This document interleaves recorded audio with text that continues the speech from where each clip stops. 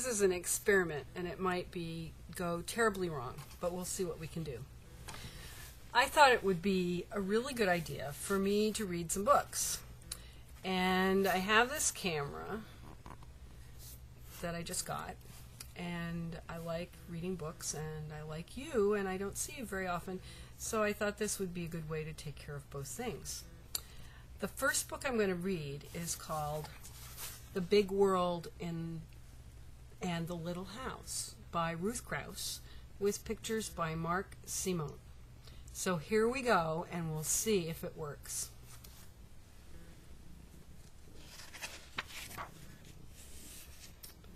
The Big World and the Little House by Ruth Krauss and Mark Simon.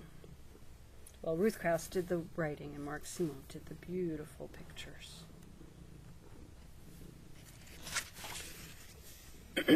The world is a big place. The house was a little house. The house was a little part of the world. It sat alone on a hill that was rough and completely bare. No trees grew around the house, no grass grew around it, no flowers. No paint covered its boards. It had no doors to its doorways, no shutters to its windows, and no panes set in them to shine and give back like a looking glass the big world of which it was a little part. The sun beat on it and in it. The rain beat on it and in it. Snows covered it. Winds went through it. Inside the house there were no beds, no tables, no chairs. No rugs were on its floors, no pictures on its walls, no smoke was in its chimney. At night it was part of the dark. No heartbeat in it. Nobody lived there.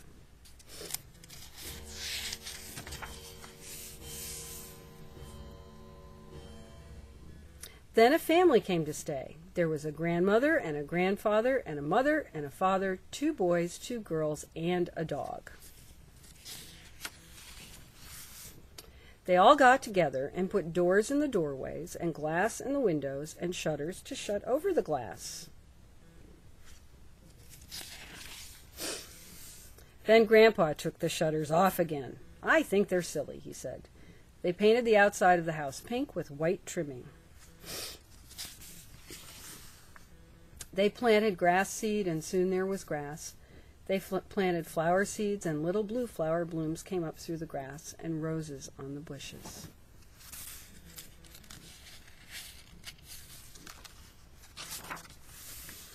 Then the dog dug a hole, and the kids poured water in it to catch the stars, and they invited chipmunks to come and live among the roots of the roses.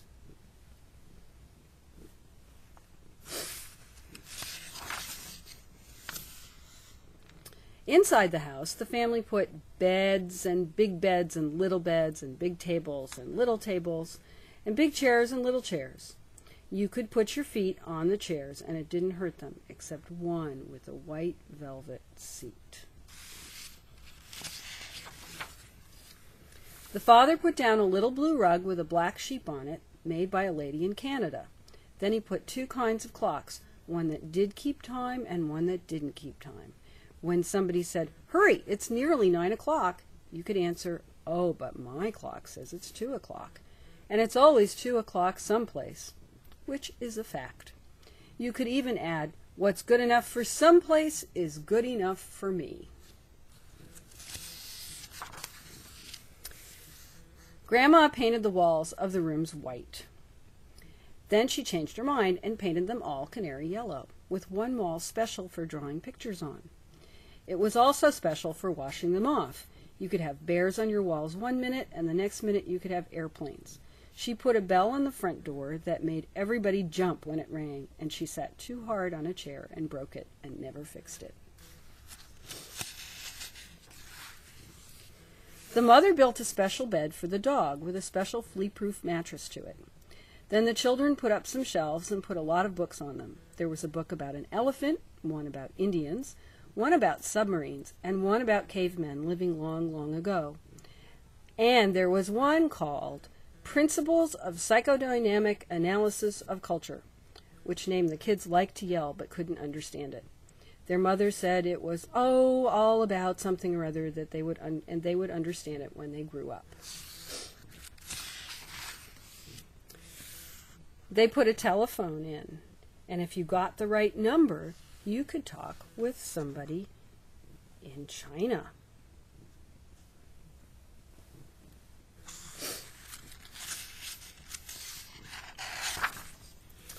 And they put in a radio, and on the radio, you could hear people from another part of the world. But they couldn't hear you. If someone on the radio said, "Children should be in bed right after supper," you could yell, "Yeah, yeah, yeah, yeah, yeah." And they couldn't yell back because they couldn't hear you. Grandpa put in a television set. On the television set, you could not only hear people in another part of the world, you could see them. But they couldn't see you. You could smile at them, and they couldn't smile back. You could make faces at them, and they couldn't make faces back. These things made a very interesting situation. Other parts of the world could come into the house. The big world could be part of the little house, as well as the little house being a part of the big world. If you turned on the music loud enough, the floor of the little house could shake in time to it. Someone making music far away across the ocean could make your house shake. Then one clear night, the kids went out in the garden to dig to the little hole the dog had dug, and they had filled with water. They took off their shoes and stuck in their feet in the hole, and looking down, they could see stars between their toes. And they made up a song going, "We've got chipmunks in our roses and stars between our toeses. Oh, dum-dee-dum-dee-dum-dee-dum-dee-dum." They didn't get any further. And like this song of the children that had no ending, the house was now filled with the feeling of the people in it, even in what was not there. Like the curtains Grandma never put up in her room and kept saying she was waiting to get just the right kind. Only everyone knew it was one of those things Grandma never got around to and never would. The little house had become a home. Home is a way people feel about a place. These people felt that way about the little house.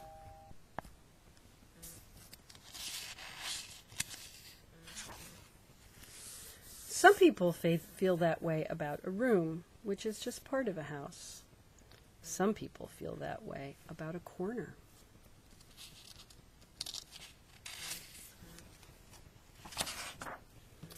Which is just part of a room that is part of a house. Some people feel that way about the whole world.